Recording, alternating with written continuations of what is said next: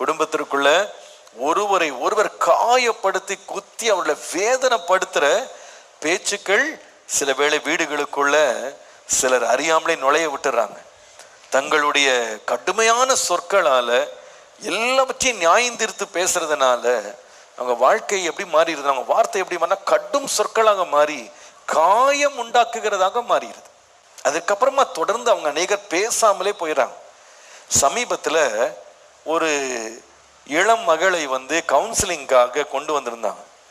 அந்த பிள்ளை கண்ணீர் வடித்து கொண்டே என்கிட்ட சொன்ன ஒரு காரியம், நான் உனக்கு என்ன செய்யணும், உனக்கு என்ன உதவி செய்யணும் அப்படின்னு கேட்டா ஒரே ஒரு வார்த்தை சொல்ல, எங்க அப்பா அம்மா தயவுசெய்து என்கிட்ட பேச வேணான்னு சொல்லுங்க அப்படின்னு சொல்லு.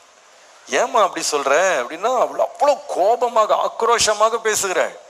ஏன் பேச வேணாம் அப்படின்னு சொன்னா அவள் சொல்லுகிற வார்த்தை என்ன தெரியுமா, அவங்க 2 பேரும் மாறி மாறி மாறி என்னை காயப்படுத்துறதே அவங்க வேலையா இருக்கு. காலையிலிருந்து சாயங்காலம் வரைக்கும் என்ன செய்யறாங்க, காயப்படுத்திட்டே இருக்காங்க.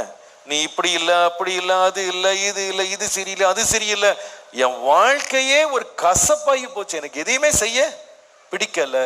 இது மாதிரி பெற்றோர் பிள்ளைகளை எந்த நேரமும் காயப்படுத்துறவங்களும் இருக்கிறாங்க. சில வேளையில கணவன் மனைவி ஒருவரை ஒருவர் எப்பொழுதும் எல்லாவற்றிலும் என்ன செய்யறாங்க, காயப்படுத்துறாங்க. அதாவது 10 நிமிஷம் பேசிட்டு இருந்தாலே அது சண்டையில முடியுது அப்படின்னா அது எதனால வருதுன்னா காயம்.